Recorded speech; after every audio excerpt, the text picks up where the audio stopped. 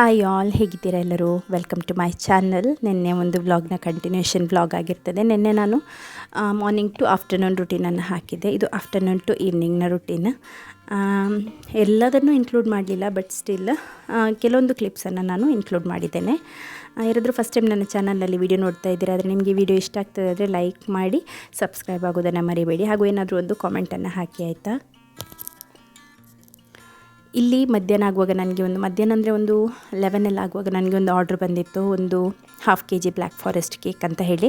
So ಹಾಗೆ ನಾನು ಬೇಗ ಅದನ್ನು ಇಟ್ಕೊಳ್ತಾ ಇದ್ದೇನೆ, ಸಂಜೆಗೆ ಕೊಡಲಿಕ್ಕಿರುವಂಥದ್ದು. ಹಾಗೆ ಕೆಲವೊಮ್ಮೆ ಫ್ರೀ ಇರುವಾಗ ಅಂದರೆ ನನಗೆ ಬೇರೆ ಯಾವುದೋ ಆರ್ಡರ್ಸ್ ಇಲ್ಲ ಅಥವಾ ಬೇರೆ ಏನಾದರೂ ಡೆಡಿಕೇಟೆಡ್ ವರ್ಕ್ ಇಲ್ಲ ಆದರೆ ನಾನು ಆರ್ಡರ್ಸ್ ಹೀಗೆ ಸಡನ್ನಾಗಿ ಬಂದ ಆರ್ಡರ್ಸನ್ನು ಕೂಡ ತಗೊಂಡು ಮಾಡಿಕೊಡ್ತೇನೆ. ಒಂದು ಕರೆಂಟ್ ಇರಬೇಕು. ಟ್ಯೂಸ್ಡೇ ಥರ್ಸ್ಡೇ ಎಲ್ಲ ಆದರೆ ನಾನು ತಗೊಳ್ಳೋದಿಲ್ಲ, ಕರೆಂಟಿದು ಗ್ಯಾರಂಟಿ ಇರೋದಿಲ್ಲ. ಹಾಗಾಗಿ ನಮಗೆ ಪವರ್ ಕಟ್ ಇರ್ತದೆ ಕೆಲವೊಮ್ಮೆ. ಹಾಗೆಯೇ ಇವತ್ತಿದು ಆರ್ಡರನ್ನು ನಾನು ತಗೊಂಡಿದ್ದೇನೆ. ಇಲ್ಲಿ ನಾನು 1/2 kg ಸ್ಪಂಜನ್ನು ಕೂಡ ರೆಡಿ ಮಾಡ್ಕೊಳ್ತಾ ಇದ್ದೇನೆ. ಡೇಲನನ್ನು ಬಿಟ್ಟರೆ ಮಗು ಹತ್ರ ಹೋಗ್ತಾನೆ ಅಂತ ಹೇಳಿ ನಾನು ಇಲ್ಲಿ ಇಟ್ಕೊಂಡಿದ್ದೇನೆ. ಅವನಿಗೆ ಅಂದರೆ ಬಾಗಿಲು ಹಾಕಿ ಇಟ್ಟರೆ ಕೂಡ ಬಾಗಿಲಿಗೆ ಹೋಗಿ ಬಡಿತಾ ಇರ್ತಾನೆ. ಹಾಗೆ ಇಲ್ಲಿಗೆ ಕರ್ಕೊಂಡು ಬಂದಿದ್ದೇನೆ ಅವನನ್ನು. ನಾನು ಆಲ್ರೆಡಿ ಹೇಳಿದ ಹಾಗೆ ಅವನಿಗೆ ಆದಷ್ಟು ಸ್ಕ್ರೀನ್ ಟೈಮನ್ನು ನಾನು ರೆಡ್ಯೂಸ್ ಮಾಡಿದ್ದೇನೆ. ತುಂಬ ರೆಡ್ಯೂಸ್ ಆಗಿದೆ. 80% ಅಷ್ಟು screen time fully cut down ಮಾಡಿದ್ದೇನೆ ಅವನಿಗೆ. ಹಾಗೆ ಇಂಥ ಒಂದು ಆ್ಯಕ್ಟಿವಿಟೀಸಲ್ಲೆಲ್ಲ ಅವನನ್ನು ಇನ್ಕ್ಲೂಡ್ ಮಾಡಿಸುವಂಥದ್ದು ಅವನಿಗೆ ಕೂಡ ಒಂದು ಚೇಂಜ್ ಅಂತ ಹೇಳಿ ಅನ್ನಿಸ್ತದೆ, ಖುಷಿ ಅಂತ ಹೇಳಿ ಅನ್ನಿಸ್ತದೆ.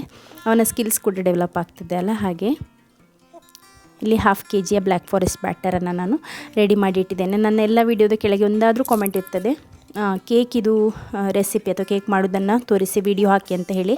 ಆಲ್ರೆಡಿ ನಾನು ರೆಸಿಪಿ ವಿಡಿಯೋನ ಅಪ್ಲೋಡ್ ಮಾಡಿದ್ದೇನೆ. ಇಲ್ಲಿ ಐ ಕಾರ್ಡಲ್ಲಿ ಮೇಲೆ ಕೊಟ್ಟಿರ್ತೇನೆ ಲಿಂಕ್.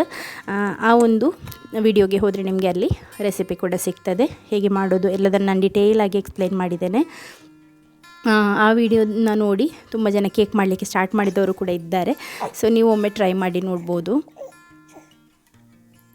ಇಲ್ಲಿ ಕೇಕ್ ಮಾಡುವಾಗ ನಾನು ಮಗುವನ್ನು ಕೂಡ ಎದ್ದಿದ್ರೆ ಇಲ್ಲಿಗೇನೆ ಕರ್ಕೊಂಡು ಬರ್ತೇನೆ, ಯಾಕೆಂದರೆ ಡೇಲನೀಗ ಹೊರಗೆ ಇದ್ದಾನಲ್ಲ. ಹಾಗೆ ಇಬ್ಬರನ್ನು ಒಟ್ಟಿಗೆ ಎಲ್ಲಿ ಸೈಡು ಹಾಗಿಲ್ಲ, ಹಾಗೆ ಇಲ್ಲಿ ಕರ್ಕೊಂಡು ಬಂದಿದ್ದೇನೆ. ಇಲ್ಲಿ ಸ್ಲ್ಯಾಬ್ ಮೇಲೆ ಇಟ್ಟರೆ ಅವನು ಮಲ್ಕೊಂಡು ನನ್ನನ್ನು ನೋಡ್ತಾ ಇರ್ತಾನೆ.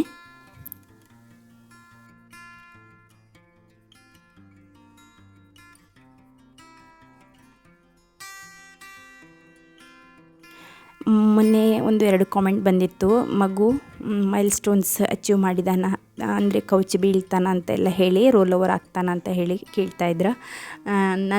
ನೀವು ನಂಬ್ತೀರ ಇಲ್ಲ ಗೊತ್ತಿಲ್ಲ, ಫಸ್ಟ್ ಒಂದು ರೋಲ್ ಓವರ್ January 1ಗೆ. ಹಾಗೂ ಡೇಲನ್ ಫಸ್ಟ್ ಟೈಮ್ ಮಮ್ಮಿ ಅಂತ ನನ್ನನ್ನು ಕರೆಕ್ಟಾಗಿ ಕರೆದಂಥದ್ದು, ಮಾಮ್ ಅಂತ ಹೇಳಿ ಕರೆದಂಥದ್ದು ಕೂಡ January 1ಗೆ. ಇಬ್ಬರು ಕೂಡ 26ಕ್ಕೆ ವೆಯ್ಟ್ ಮಾಡ್ತಾಯಿದ್ರು ಕಾಣ್ತದೆ. ಇಲ್ಲಿ ನಾನು ಡಿಸೈನೋದ ಪಾಸ್ತಾವನ್ನು ಹೇಗೆ ಬಾಯ್ಲ್ ಮಾಡೋದು ಅಂತ ಹೇಳಿ ತೋರಿಸ್ತಾ ಇದ್ದೇನೆ. ಇಲ್ಲಿ ನಾನು ಡಿಸೈನೋದ ಡ್ಯೂರಂಬಿಟ್ ಪಾಸ್ತಾವನ್ನು ತಗೊಂಡಿದ್ದೇನೆ. ಇದರಲ್ಲಿ ಯಾವುದೇ ರೀತಿಯಾದಂಥ ಆರ್ಟಿಫಿಷಿಯಲ್ ಫ್ಲೇವರ್ಸ್, ಕಲರ್ಸ್, ಪ್ರಿಸರ್ವೇಟಿವ್ಸ್ ಏನು ಕೂಡ ಇರುವುದಿಲ್ಲ. ಯಾವುದೇ ರೀತಿಯಾದಂಥ ಕೊಲೆಸ್ಟ್ರಾಲ್, ಟ್ರಾನ್ಸ್ಫ್ಯಾಟ್ ಯಾವುದೂ ಇರುವುದಿಲ್ಲ. ಹಾಗೆ ಇದು 100% ವೆಜಿಟೇರಿಯನ್ ಕೂಡ. 2 ಕಪ್ ನೀರಿಗೆ 1 ಕಪ್ಪಷ್ಟು ಪಾಸ್ತಾವನ್ನು ಹಾಕಿ ನಾನಿಲ್ಲಿ ಸ್ವಲ್ಪ ಉಪ್ಪನ್ನು ಹಾಕಿ 15 ನಿಮಿಷ ತನಕ ಬಾಯ್ಲ್ ಮಾಡ್ತೇನೆ ಅಷ್ಟೇ. ಅಷ್ಟರಲ್ಲಿ ರೆಡಿಯಾಗಿ ಸಿಗ್ತದೆ. ಲಿಂಕ್ ಬೇಕಾದರೆ ಡಿಸ್ಕ್ರಿಪ್ಷನ್ ಬಾಕ್ಸ್ನಲ್ಲಿ ಕೊಟ್ಟಿರ್ತೇನೆ, ಚೆಕ್ ಮಾಡ್ಬೋದು. ಹಾಗೆ ನನಗೆ ಕೇಕ್ ಮಾಡುವಾಗ ಮಧ್ಯದಲ್ಲಿ ತುಂಬ ಜೋರು ಹಸಿವಾಯಿತು, ಬ್ರೇಕ್ಫಾಸ್ಟ್ ಉಳಿದಿರಲಿಲ್ಲ ಬೆಳಿಗ್ಗೆದು. ಹಾಗೆ ನಾನು ಸ್ವಲ್ಪ ಮ್ಯಾಗಿಯನ್ನು ಮಾಡಿ ತಿಂದೆ. ಇಪ್ಪಿ ನೂಡಲ್ಸ್ ನಾನು ದೊಡ್ಡ ಪ್ಯಾಕೆಟನ್ನು ತಂದಿಟ್ಟಿರ್ತೇನೆ. ಹಾಗೆ ಜೋರು ಹಸಿವಾದಾಗ ಅಪರೂಪಕ್ಕೆ ಮಾಡಿ ತಿನ್ನುವಂಥದ್ದು. ಹಾಗೆ ಮಧ್ಯಾಹ್ನ ನಂತರ ಕೇಕೆಲ್ಲ ತಣ್ಣಗಾಗಿತ್ತು. ಇದನ್ನು ನಾನು ನೀರಲ್ಲಿ ಇಳಿಸಿ ಇಟ್ಟಿದ್ದೆ ಪಾತ್ರೆಯನ್ನು, ಹಾಗೆ ಬೇಗ ತಣ್ಣಗಾಯಿತು. ಈಗ ಸ್ವಲ್ಪ ಚಳಿ ಇರೋದ್ರಿಂದ ಬೇಗ ತಣ್ಣಗಾಗ್ತದೆ. ಹಾಗೆ ಅದರ ಐಸಿಂಗನ್ನು ಕೂಡ ರೆಡಿ ಮಾಡಿಕೊಂಡೆ. ಇಲ್ಲಿ ಸುಮ್ಮನೆ ಕೂತ್ಕೊಂಡಿದ್ದೆ, ನಾನೇನು ಆಟ ಆಡ್ತಾ ಇದ್ದಾನೆ ಅಂತ ಹೇಳಿ ಅಂದ್ಕೊಂಡೆ. ನೋಡಿದರೆ ಥರ್ಮೋಕೋಲಿದು ಪೀಸಸನ್ನು ತಿಂತಾ ಇದ್ದಾನೆ. ನುಂಗ್ಲಿಲ್ಲ, ಕಚ್ಚಿದಾನೆ ಕಾಣ್ತದೆ. ಕಚ್ಚುವಾಗ ಆಚೆ ಈಚೆ ಹೋಯ್ತಲ್ಲ, ಹಾಗೆ ಬಿಟ್ಟಿದ್ದಾನೆ. ಹಾಗೆ ನನಗೆ ಡೌಟ್ ಆಯಿತು, ಏನು ಮಾಡ್ತಾ ಇರಬೇಕು, ಸುಮ್ಮನೆ ಕೂತ್ಕೊಂಡಿದ್ದಾನೆ, ಯಾವತ್ತೂ ಸುಮ್ಮನೆ ಕೂರೋದಿಲ್ಲ ಅಲ್ಲ. ಹಾಗೆ ನೋಡುವಾಗ ಇಲ್ಲಿ ಇದರಲ್ಲಿ ಆಟ ಆಡ್ತಾ ಇದ್ದ. ಇದರಲ್ಲೇ ನನಗೆ ನೆನಪೇ ಇಲ್ಲ ಇದರೊಳಗೆ ಒಂದು ಥರ್ಮೋಕೋಲ್ ಡಮ್ಮಿ ಇದೆ ಅಂತ ಹೇಳಿ. ನಾನೆಲ್ಲ ಉಳಿದದನ್ನೆಲ್ಲ ಮೇಲೆ ಹಾಕಿದ್ದೇನೆ, ಸ್ಲ್ಯಾಬ್ ಮೇಲೆ. ಇನ್ನೊಂದು ಸೈಡಿಗೆ ಸ್ಟೋರೇಜ್ ಸ್ಲ್ಯಾಬ್ ಇರ್ತದಲ್ಲ ಅದರ ಮೇಲೆ ಒಂದು ಇದರಲ್ಲಿತ್ತು, ಅದು ಸಹ ಅವನಿಗೆ ಕಾಣಿಸಿದೆ ನೋಡಿ, ಅದರಿಂದ ತೆಗೆದಿದ್ದಾನೆ ಪೀಸಸನ್ನು. ಸಂಜೆ ಕೊಡಲಿಕ್ಕಿರುವಂಥ ಕೇಕ್ಸ್ ರೆಡಿಯಾಗಿದೆ. ನಾನು ಸಿಂಪಲ್ ಡಿಸೈನನ್ನೇ ಮಾಡುವಂಥದ್ದು, ಆದಷ್ಟು ಕಡಿಮೆ ಕಲರ್, ಕಡಿಮೆ ಕ್ರೀಮ್, ಕಡಿಮೆ ಸ್ವೀಟ್ ಇದು 3 ನಾನು ಮಾಡೋದ್ರಿಂದ ಹಾಗೆ ನನಗೆ ರಿಪೀಟೆಡ್ ಆರ್ಡರ್ಸನ್ನು ಕೊಡ್ತಾರೆ. ಯಾವಾಗಲೂ ನಾವು ಹೋಮ್ ಮೇಡ್ ಕೇಕ್ಸ್ ಅಂತ ಹೇಳುವಾಗ ಒಂದು ಫ್ರೆಶ್ ಆಗಿ ಮಾಡಬೇಕು, ಫ್ರಮ್ ಸ್ಕ್ರ್ಯಾಚಲ್ಲಿ ಮಾಡಬೇಕು, ಪ್ರೀಮಿಕ್ಸಸ್ ಯೂಸ್ ಮಾಡಬಾರ್ದು. ಪ್ರೀಮಿಕ್ಸ್ ಅಂತ ಹೇಳಿದರೆ ಮೊದಲೇ ಪ್ಯಾಕೆಟಲ್ಲಿ ಸಿಗ್ತದೆ, ಜಸ್ಟ್ ಅದಕ್ಕೆ ಹಾಲು ಎಣ್ಣೆ ಎಲ್ಲ ಹಾಕಿ ಮಿಕ್ಸ್ ಮಾಡಿ ಇಡುವಂಥದ್ದಷ್ಟೇ. ಬಟ್ ನಾವು ಸ್ಕ್ರ್ಯಾಚಿನ ಮಾಡಿಕೊಳ್ಳುವಾಗ ಮಾತ್ರ ಅದು ಹೋಮ್ ಮೇಡ್ ಅಂತ ಹೇಳಿ ಕರೆಯುವಂಥದ್ದು. ಪ್ರೀಮಿಕ್ಸನ್ನು ಯೂಸ್ ಮಾಡಿ ಮಾಡೋದಾದರೆ ಅದನ್ನು ಹೋಮ್ ಮೇಡ್ ಅಂತ ಹೇಳೋದಿಲ್ಲ, ಬೇಕ್ರಿಯಲ್ಲಿ ಸಹ ಅದೇ ಮಾಡೋದಲ್ವ. ಮತ್ತು ಈ ಕೇಕ್ ಜೆಲ್ಲೆಲ್ಲ ಹಾಕದೆ ಮಾಡಬೇಕು, ಪ್ರಿಸರ್ವೇಟಿವ್ಸ್ ಎಲ್ಲ ಏನೂ ಇಲ್ಲದೆ. ಹಾಗೆ ಫ್ರೆಶ್ ಆಗಿ ಮಾಡಿದರೆ ಫ್ರಿಜ್ಜಲ್ಲಿ 1 ವೀಕ್ ತನಕ ಇಟ್ಕೊಂಡು ತಿಂದರೂ ಕೂಡ ಏನಾಗೋದಿಲ್ಲ, ಯಾಕಂದರೆ ಎಲ್ಲ ಇಂಗ್ರೀಡಿಯೆಂಟ್ಸ್ ಕೂಡ ಫ್ರೆಶ್ ಹಾಗೂ ಕ್ಲೀನಾಗಿ ಮಾಡೋದ್ರಿಂದ ಏನಾಗೋದಿಲ್ಲ. ಇದರಲ್ಲಿ ಒಂದು 100 ಬೀಸ್ ಇರ್ಬೋದು ಮೇ ಬಿ. ಅಷ್ಟು ಬಾರದನ್ನು ಎತ್ತಿ ಕೆಳಗೆ ಹಾಕ್ತಾ ಇದ್ದಾನೆ, ಎಲ್ಲದನ್ನು ಈಗ ಸ್ಪ್ರೆಡ್ ಮಾಡಿ ಹಾಕ್ತಾನೆ. ತೆಗೆದಿಡಬೇಕು, ಯಾರು ನಾನೇ ತೆಗೆದಿಡಬೇಕು. ಇದೇ ನೋಡಿ ಡಮ್ಮಿ, ಇದರಿಂದನೇ ಅವ್ನು ತೆಗೆದಂಥದ್ದು. ಇದನ್ನು ಇವಾಗ ಫಸ್ಟ್ ತೆಗೆದು ಮೇಲೆ ಹಾಕಬೇಕು, ಇಲ್ಲಾಂದರೆ ಉಪದ್ರ ಆಗ್ತದೆ. ಮತ್ತು ಈ ಥರ್ಮೋಕೋಲಿದು ಪೀಸಸನ್ನು ಹಳೆ ಮನೆಯಲ್ಲಿರುವಾಗ ಒಮ್ಮೆ ನಾನಂದರೆ ಸಿಯೋನ್ ಆಗಿ ಉಪದ್ರ ಮಾಡುವವನಲ್ಲ ಅಂತ ಬಿಟ್ಟು ಹೋಗಿದ್ದೀವಿ. ಇವನು ಚಿಕ್ಕವನಿದ್ದಾಗ ಫುಲ್ ಒಂದು ಥರ್ಮೋಕೋಲಿದು ಇದನ್ನು ತಗೊಂಡು ಬಂದು ಅದನ್ನು ಓಪನ್ ಮಾಡಿ ಅದರದ್ದೆಲ್ಲದನ್ನು ಇಡೀ ಮನೆಗೆ ಹಾಕಿದ. ವ್ಯಾಕ್ಯೂಮ್ ಕ್ಲೀನರ್ ಅಂಥದ್ದೇನಾದರೂ ಇದ್ದವರಿಗಾದರೆ ಬೇಗ ಕ್ಲೀನ್ ಮಾಡಿ ತಗೊಳ್ಬೋದು. ನಾನು ಅದನ್ನು ಗುಡಿಸಿ ಗಾಳಿ ಬರುವಾಗ ಎಲ್ಲ ಕಡೆ ಹೋಗುವಂಥದ್ದು. ಸಾಧಾರಣ 1 ವಾರ ತನಕ ಅದು ನಮ್ಮ ಮನೆಯಲ್ಲಿ ಅಲ್ಲಿ ಇಲ್ಲಿ ಸಿಗ್ತಾಯಿತ್ತು. ಚಿಕ್ಕವನಿದ್ದಲ್ಲ, ಡೇಲನ್ನು ಸಹ ಬಾಯಿಗೆ ಹಾಕಿದ್ರೆ ಅಂದರೆ ನನಗೆ ಟೆನ್ಷನ್ ಆಗ್ತಾಯಿತ್ತು. ಥರ್ಮೋಕೋಲಿದು ಅದು ತೆಗಿಲಿಕ್ಕೇ ಸಿಗೋದಿಲ್ಲ ಕೈಯಲ್ಲಿ. ಈಗ ನನ್ನ ಕೇಕಿನ ಕೆಲಸ ಆಗಿದೆ, ಇನ್ನು ಸಂಜೆ ಕಸ್ಟಮರ್ ಕಾಲ್ ಮಾಡ್ತೇನೆ ಹೇಳಿದ್ದಾರೆ, ಆಗ ಹೆಸರನ್ನು ಬರೆದು ಕೊಡುವಂಥದ್ದು.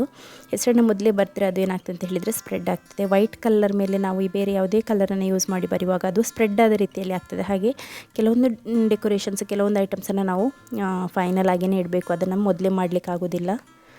ಹಾಗೆ ನನಗೊಂದು ಪಾರ್ಸೆಲ್ ಕೂಡ ಬರಲಿಕ್ಕಿತ್ತು. ಇದನ್ನು ನಾನೊಂದು 4-5 ದಿನದ ಹಿಂದೆ ಆರ್ಡರ್ ಮಾಡಿದ್ದೆ. ಮೆಶ್ ನೆಬ್ಯುಲೈಸರ್ ಅಂತ ಹೇಳಿ ಸಿಗ್ತದೆ ಮಕ್ಕಳಿಗೆ. ಈ ಟೈಮ್ನಲ್ಲಿ ಥ್ರೋಟ್ ಇಶ್ಯೂಸ್ ಜಾಸ್ತಿ ಆಗುವಂಥದ್ದಲ್ಲ, ರೆಸ್ಪಿರೇಟರಿ ಇಶ್ಯೂಸ್ ಎಲ್ಲ. ಹಾಗೆ ಅದಕ್ಕೆ ಒಂದು ನೆಬ್ಯುಲೈಸರ್ ಅಂತ ಹೇಳಿದರೆ ಇದು ನೆಬ್ಯುಲೈಸರ್ ಹಾಗೆ ಕೂಡ ಯೂಸ್ ಮಾಡ್ಬೋದು. ಅದೇ ಹಾಸ್ಪಿಟಲಲ್ಲಿ ನೆಬ್ಬು ಕೊಡ್ತಾರಲ್ಲ ಆ ರೀತಿ ಕೂಡ ಯೂಸ್ ಮಾಡ್ಬೋದು. ಅದಲ್ಲದೆ ಇದಕ್ಕೆ ನಾರ್ಮಲ್ ಸಲೈನನ್ನು ಹಾಕಿ ಈ ಹ್ಯುಮಿಡಿಫೈಯರ್ ರೀತಿಯಲ್ಲಿ ಕೂಡ ಯೂಸ್ ಮಾಡ್ಬೋದು.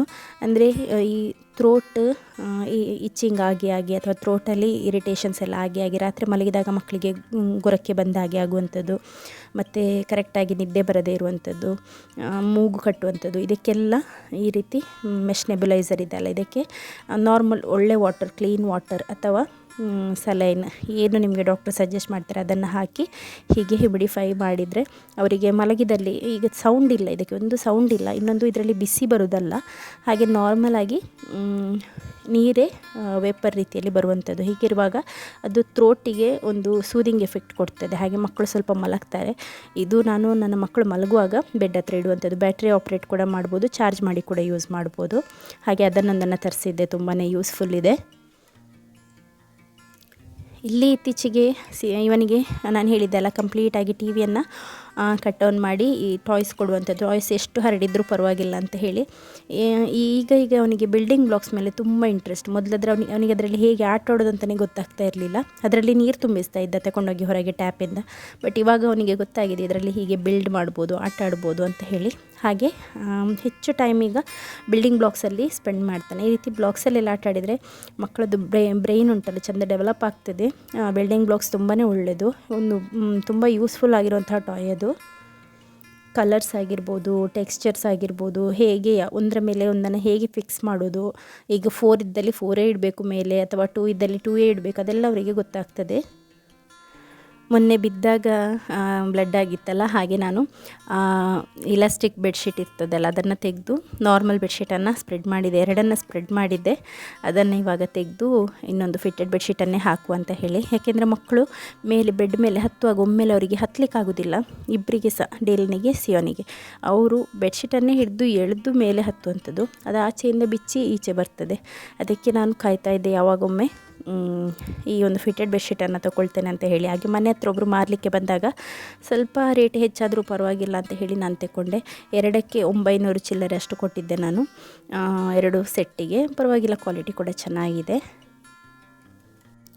ಯಾವುದು ಎಷ್ಟು ಚೆಂದ ಮಾಡಿ ಸೆಟ್ ಮಾಡಿದರೆ ಸಹ ಮಕ್ಕಳಿರೋ ಮನೆಯಲ್ಲಿ ಗೊತ್ತಿದೆ ಅಲ್ಲ, ಮಕ್ಕಳು ಹತ್ತಿ ಇಳಿಯುವಾಗ ಏನಾದರೂ ಒಂದು ಮಾಡ್ತಾರೆ. ಹಾಗೆ ನಾನು ಈ ಮೇಲೆ ಹಾಕುವಂಥ ದೊಡ್ಡ ರಗ್ ಟೈಪಲ್ಲಿ ಬರ್ತದಲ್ಲ ಅದನ್ನು ಕೂಡ ಸ್ಪ್ರೆಡ್ ಮಾಡ್ತಾ ಇದ್ದೇನೆ. ಇದು ಸ್ವಲ್ಪ ಕೊಳೆ ಆದ ನಂತರ ಕೆಳಗಿದನ್ನು ಯೂಸ್ ಮಾಡುವಂಥದ್ದು ಅಂತ ಹೇಳಿ. ಇದು ಸ್ವಲ್ಪ ದಪ್ಪ ಇದೆ, ಹಾಗೆ ಇದು ಆಚೆ ಈಚೆಯಿಂದ ಬಿಚ್ಚಿ ಬರೋದಿಲ್ಲ. ಇವಾಗ ಅಷ್ಟು ಸೆಕೆ ಇಲ್ಲ ಅಲ್ಲ, ಹಾಗೆ ಪರವಾಗಿಲ್ಲ ಅಂತ ಹೇಳಿ ಇದನ್ನೇ ಹಾಕ್ಕೊಂಡಿದ್ದೇನೆ. ಇದು ನೋಡುವಾಗ ನನಗೇ ಖುಷಿ ಆಗ್ತದೆ, ಯಾಕೆಂತ ಹೇಳಿದರೆ ಎಷ್ಟು ಬೇಗ ಅಲ್ಲ, ಒಂದು ಫ್ಯೂ ಸೆಕೆಂಡ್ಸಲ್ಲಿ ಆಯಿತು ಅಂತ ಹೇಳಿ. ನಿಜವಾಗ್ಲೂ ಹೇಳ್ಬೇಕಂದ್ರೆ ಇದನ್ನು ಮಾಡಲಿಕ್ಕೆ 20ರಿಂದ 25 ನಿಮಿಷ ಹಿಡಿತದೆ. ಬೆಡ್ ಇದೆಲ್ಲ ಸೈಡಿಗೆ ಹೋಗಿ ಅದನ್ನು ಟಕ್ಕಿನ್ ಮಾಡಿ ಮಾಡುವಾಗ ನೋಡಲಿಕ್ಕೆ ಮಾತ್ರ ಏನೋ ಒಂಥರ ಎಸ್ಥೆಟಿಕ್ ಅಂತ ಹೇಳಿ ಫೀಲ್ ಆಗ್ತದೆ. ಮಗು ಗಟ್ಟಿ ಮಲಗಿದ್ದಾನೆ. ಇಲ್ಲಿ ನಾನು ನೆನ್ನೆ ಡಾಲನ್ನು ನೆನೆಯಲಿಕ್ಕೆ ಹಾಕಿದೆ ಸರ್ಫಲ್ಲಿ. ಹಾಗೆ ಇವತ್ತು ಹೌಸ್ ಹೆಲ್ಪ್ ಬಂದಾಗ ಅವ್ರ ಹತ್ರ ಬ್ರಷ್ ಹಾಕಿ ಮತ್ತು ಮಿಷಿನಿಗೆ ಹಾಕಲಿಕ್ಕೆ ಹೇಳಿದೆ. ಅವ್ರು ಹಾಗೆಯೇ ಮಾಡಿ ಸ್ವಲ್ಪ ಬ್ರಷ್ ಹಾಕಿದ ನಂತರ ಅದನ್ನು ಮಿಷಿನಿಗೆ ಹಾಕಿದ್ರು. ಅದನ್ನು ಚೆಂದ ಒಣಗಲಿ ಅಂತ ಹೇಳಿ ಹೊರಗೆ ತಂದು ಒಣಗಿಸಿದ್ದೆ. ಇನ್ನು ಸಂಜೆ ತಂದು ಒಳಗಿಡೋದು ಅಂತ ಹೇಳಿ ಅಷ್ಟರೊಳಗೆ ತಂದು ಬಕೆಟಲ್ಲಿ ನೀರು ಹಾಕಿ ಡಾಲಿದು ಮುಖಕ್ಕೆ ನೀರು ಹಾಕಿ ಇನ್ನೊಂದು ಕೂಡ ರೌಂಡ್ ಪಿಲ್ಲೋಗೆ ಕೂಡ ನೀರು ಹಾಕಿಟ್ಟಿದ್ದಾನೆ. ಇಂಥವ್ರು ಇರುವಾಗ ಎಂತ ಮಾಡೋದು ಹೇಳಿ. ನಾನು ಅದೇ ಹೇಳುವಂಥದ್ದು, ಬಿ ಪಿ ಇಲ್ಲದವರಿಗೆ ಸಹ ಯಾವಾಗಲೂ ನಾನು ಹೇಳ್ತಾ ಇರ್ತೇನೆ, ಬಿ ಪಿ ಇಲ್ಲದವರಿಗೆ ಸಹ ಬಿ ಪಿ ಶುರುವಾಗ್ತದೆ ಅಂತ ಹೇಳಿ. ಮಕ್ಕಳಿರುವ ಮನೆಯಲ್ಲಿ ಸ್ಪೆಷಲಿ ಗಂಡು ಮಕ್ಕಳು, 2 ಗಂಡು ಮಕ್ಕಳಿರೋರೇ ಬೊಬ್ಬೆ ಹಾಕ್ತಾ ಇರ್ತೀರ. ಇನ್ನು ನನಗೆ 3 ಉಂಟು, ನೋಡಬೇಕು ಇನ್ನೊಬ್ಬ ಹೇಗೆ ಆಗ್ತಾನೆ ಅಂತ ಹೇಳಿ. ನಾನು ಮಾವ ಅವನಿಗೆ ಅಂತ ಹೇಳಿ ಒಂದು ಬೊಂಡ ತಗೊಂಡು ಬಂದಿದ್ದರು. ಅದನ್ನು ಅವನಿಗೆ ನೀರನ್ನು ಕೊಟ್ಟು ಅವನಿಗೆ ಇದು ಅದರ ಒಂದು ಇದಿರ್ತದಲ್ಲ ಕ್ರೀಮ್, ಅದು ಬೇಡ ಅಂತ ಹೇಳಿದ. ಹಾಗೆ ನಾನು ತಿನ್ಲಿಕ್ಕೆ ಅಂತ ಹೇಳಿ ಇಲ್ಲಿ ಬಂದು ಕೂತ್ಕೊಂಡೆ. ಅವನಿಗೆ ಅಂತ ಹೇಳಿ ಅತ್ತೆ ಒಲೆಗೆ ಬೆಂಕಿ ಹಾಕ್ಲಿಕ್ಕೆ ಅಂತ ಹೇಳಿ ಚಿಪ್ಪನ್ನು ಇಟ್ಟಿದ್ದರು. ಆ ಚಿಪ್ಪನ್ನು ತೆಕ್ಕೊಂಡು ಕಿಚನಿಂದ ಒಂದು ಸ್ಪೂನನ್ನು ತಗೊಂಡು ಬಂದಿದ್ದಾನೆ. ಅತ್ತೆ ಮಾವನ ಜೊತೆ ಇದ್ದಲ್ಲ ಅಂತ ಹೇಳಿ ನಾನು ಬಿಟ್ಟು ಬಂದಂಥದ್ದು. ಹಾಗೆ ಅಲ್ಲಿಂದ ಅದರಲ್ಲಿ ಬೂದಿ ಸಹ ಉಂಟಾಯಿತು. ಬೂದಿ, ತೆಂಗಿನಕಾಯಿ ಒಣಗಿದ ಚಿಪ್ಪು, ಅದ್ರದ್ದು ಸಿಪ್ಪೆ ಎಲ್ಲ ಇರ್ತದಲ್ಲ ಒಳಗೆದು, ಅದೆಲ್ಲದಂತ ಸ್ಪೂನಲ್ಲಿ ತೆಗೆದು ಬಾಯಿಗೆ ಹಾಕಿದ್ದಾನೆ. ಬಾಯಿಗೆ ಹಾಕಿದ ನಂತರ ಗೊತ್ತಾಯಿತು ತಿನ್ನೋದಲ್ಲ ಅಂತ ಹೇಳಿ. ಹಾಗೆ ತೂತು ಮಾಡ್ತಾ ಇದ್ದ ಕೂತ್ಕೊಂಡು. ಬೆಳಿಗ್ಗೆ ವಾಶ್ ಮಾಡಿ ಹಾಕಿದ ಸೋಫಾದು ಕವರ್ ಒಣಗಿದೆ, ಹಾಗೆ ಅದನ್ನು ಪುನಃ ಹಾಕಿ ಕೊಡ್ತಾ ಇದ್ದೇನೆ. ಇದನ್ನು ನಾನು ಮೀಶೋಯಿಂದ ಆರ್ಡ್ರ್ ಮಾಡಿದ್ದು. 2 ಸೆಟ್ 10 ಇದು 2 ಸೆಟ್ಟನ್ನು ಆರ್ಡ್ರ್ ಮಾಡಿದ್ದು. ನಮಗೆ ಟೋಟಲ್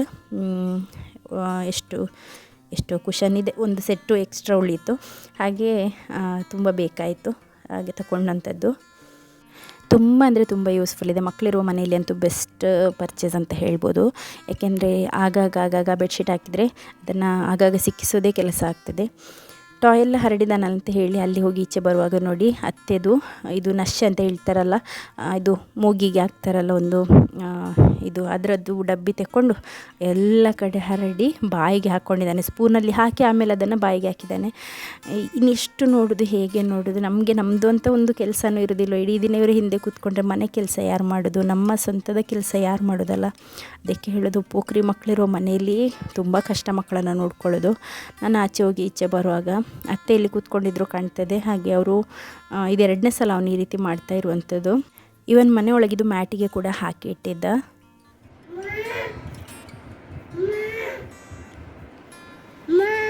ಓ ಓ ಓ ಓ ये जगह में हाँ अयो 2 वर्ष बधाई पडली रे तुका मम्मा में नापों को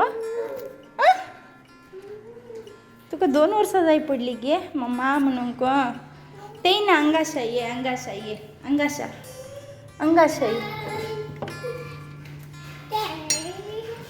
दाई दाई दाई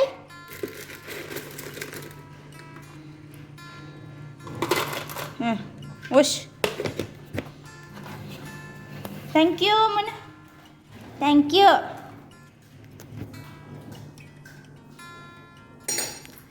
ಫಸ್ಟ್ ಟೈಮ್ ಆಯಿತಾ ಡೇಲನ್ನು ನನಗೆ ಈ ರೀತಿಯಲ್ಲಿ ಅಂದರೆ ಕ್ಯಾಪ್ಚರ್ ಮಾಡಿದ್ದು ಫಸ್ಟ್ ಟೈಮು. ಬಟ್ ಜನವರಿ 1 ಅವನು ಕರೀಲಿಕ್ಕೆ ಸ್ಟಾರ್ಟ್ ಮಾಡಿದ್ದಾನೆ. ನನಗೆ ಈಗಲೂ ಕೆಲವೊಂದು ಮೈಲ್ ಸ್ಟೋನ್ಸ್ ಕರೆಕ್ಟಾಗಿ ನೆನಪಿದೆ. ಅವನು ಈಗ ಡೇಲನ್ ಆದರೆ ಮಾಮ್ ಅಂತ ಹೇಳಿ, ಅಂದರೆ ಅವ್ನು ಟಿ ವಿ ನೋಡುವಾಗ ಮಾಮ್ ಅಂತ ಹೇಳಿ ಬರ್ತದಲ್ಲ, ಸೊ ಮಾಮ್ ಅಂತ ಹೇಳಿ ಕರೀತಾನೆ. ನನಗೆ ಮಾಮ್ ಅಂತ ಹೇಳಿ ಕರೀತಾನೆ. ಡ್ಯಾಡಾಗೆ ಡಾಡಾ ಅಂತ ಹೇಳಿ ಕರೀತಾನೆ. ನಮಗೆ ಅವನು ಫಸ್ಟ್ ಟೈಮ್ ಇವಾಗ ಅಂದರೆ 2 ಇಯರ್ಸ್ 1 ಮಂತಲ್ಲಿ ಫಸ್ಟ್ ಕರೀತಾ ಇರುವಂಥದ್ದು. ಸ್ಪೀಚ್ ಡಿಲೇ ತುಂಬ ಇದೆ, ಬಟ್ ಇವಾಗ ಕಲಿತಾ ಇದ್ದಾನೆ. ಅವನಾಗಿ ಟ್ರೈ ಮಾಡಿ ಮಾತಾಡಲಿಕ್ಕೆ ಟ್ರೈ ಮಾಡ್ತಾ ಇದ್ದಾನೆ. ಅದೇ ಒಂದು ಖುಷಿ. ಸಿಯೋನ್ ಇದ್ದಾನಲ್ಲ, ಅವನು ಕೌಚಿ ಬಿದ್ದಂಥದ್ದು ತುಂಬ ಅಂದರೆ ತುಂಬ ಲೇಟ್. 5 ಮಂತಿಗೆ, ನನಗೆ ಈಗಲೂ ನೆನಪಿದೆ, ಸೆಪ್ಟೆಂಬರ್ 10th ಅವನು ಫಸ್ಟ್ ಕೌಚಿ ಬಿದ್ದಂಥದ್ದು. ಅವನಾಗಿ ನಾವು ಮಲಗಿಸಿದರೆ ಮಲಗ್ತಾಯಿದ್ದೆ, ಬಟ್ ಅವನಾಗಿ ಬಿದ್ದಿರಲಿಲ್ಲ. ಹಾಗೆ ನನಗೆ ಮನೆಗೆ ಬಂದವರೆಲ್ಲ, ಫಸ್ಟ್ನೇ ಮಗು, ಮನೆಗೆ ಬಂದವರೆಲ್ಲ ಇದೆ ಫ್ರೀ ಅಡ್ವೈಸಸ್ ಕೊಡೋದು ಜಾಸ್ತಿ ಅಲ್ವಾ. ಹಾಗೆ ಬಂದವರೆಲ್ಲ ಹೇಳಿದ್ರು, ನಿಂದು ಹಾಲು ಸಾಕಾಗಲಿಲ್ಲ, ಆಗಾಗಲಿಲ್ಲ, ಈಗಾಗಲಿಲ್ಲ. ಆಗ ನನಗೆ ಅಳು ಬರ್ತಿತ್ತು. ಅಂದರೆ ನಾನು ಆಗ ವೀಕ್ ಇದ್ದೆ ತುಂಬ, ನನಗೆ ವಿಷಯ ಏನಂತನೂ ಗೊತ್ತಿರಲಿಲ್ಲ, ಮೈಲ್ ಸ್ಟೋನ್ಸ್ ಇರ್ತದೆ ಅಂತಲೂ ಗೊತ್ತಿರಲಿಲ್ಲ ಮಗು ಇರುವಾಗ ನನಗೆ. ಸೊ ಆಮೇಲೆ ನನಗೆ ಕೂಡ ಎಕ್ಸ್ಪೀರಿಯೆನ್ಸ್ ಆಗಲಿಕ್ಕೆ ಸ್ಟಾರ್ಟ್ ಆಯಿತು. ಹಾಗಾಗಿ ಈಗಿನ ತಾಯಂದ್ರಿಗೆ ಯಾರೆಲ್ಲ ಬಂದಿಗೆ ತೊಂದರೆ ಕೊಡ್ತಾರೆ ಅದೆಲ್ಲ ನನಗೆ ರಿಲೇಟೇಬಲ್, ನಾನೆಲ್ಲ ಅನುಭವಿಸಿನೇ ಬಂದಂಥದ್ದು. ಅವನು ಸೆಪ್ಟೆಂಬರ್ 10th ಕಫಸ್ಟ್ ಕೌಚಿ ಬಿದ್ದದ್ದು, ಏಪ್ರಿಲ್ನವನು. ಹಾಗೆ ಇವರಿಬ್ಬರು ಇದ್ದಾರಲ್ಲ, ಇವರಿಬ್ಬರು ಅಣ್ಣ ತಮ್ಮಂದರು, ಡೇಲನ್ ಮತ್ತು ಈಗಿನ ಮಗು ಸೇಮ್ ಅದೇ ರೀತಿ ಆಗಲಿಕ್ಕಿದ್ದಾನೆ ಕಾಣ್ತದೆ. ಯಾಕೆಂದರೆ ಇವನು ಕೂಡ ಡೇಲನ್ನ ಹಾಗೆಯೇ 3 ತಿಂಗಳಾಗುವಾಗಲೇ ಸ್ಟಾರ್ಟ್ ಮಾಡಿದ್ದ. 3 ತಿಂಗಳು 10 ದಿನ 12 ದಿನ ಆಗುವಾಗಲೇ ಕೌಚಿ ಬಿದ್ದಿದ್ದಾನೆ. 2ನೇವನು ಕೂಡ, ಅಂದರೆ 3ನೇವನು ಇವನೀಗ ಕೌಚಿ ಮಲಗ್ತಾನೆ ಆಯಿತಾ. ನನ್ನ 3ನೇ ಮಗು ಇದ್ದಾನಲ್ಲ ಅವನಿಗೆ ಡೇಟ್ ಏಜ್ ಎಷ್ಟು ಅಂತ ಕೇಳ್ತಾಯಿದ್ರ. ಅವನಿಗಿವಾಗ 3 ಮಂತ್, ಈಗ ನಾಳ್ದು 15th ಬಂದರೆ 4 ಮಂತ್ಸ್ ಆಗ್ತದೆ. ಅವನು 3.5 ತಿಂಗಳಾಗುವಾಗಲೇ ಕೌಚಿ ಬೀಳಲಿಕ್ಕೆ ಸ್ಟಾರ್ಟ್ ಮಾಡಿದ್ದಾನೆ. ಮತ್ತು ಪೋಖ್ರಿ ಡೇಲನ್ ಹಾಗೇನೇ ಆಗ್ಬೋದೋ ಏನೋ ಯಾರಿಗೆ ಗೊತ್ತು ಅಲ್ವಾ, ಹೇಳಲಿಕ್ಕಾಗೋದಿಲ್ಲ. ನನಗೆ ಹಾಗೇನೆ ಅನ್ನಿಸ್ತದೆ ಪೋಖ್ರಿ ಆಗ್ತಾನೆ ಅಂತ ಹೇಳಿ. ನಮ್ಮೊಂದು ಪ್ರಿಡಿಕ್ಷನ್, ಹೊಟ್ಟೆಯಲ್ಲಿರುವಾಗ ಗಂಡು ಅಂತ ಹೇಳಿ ನಾನು ಹೇಗೆ ಪ್ರಿಡಿಕ್ಟ್ ಮಾಡಿದ್ದೆ ಹಾಗೆ ಇರಬೇಕು. ಸೊ ಇಷ್ಟೇ ಇವತ್ತಿನ vlog. Thanks for watching. Bye.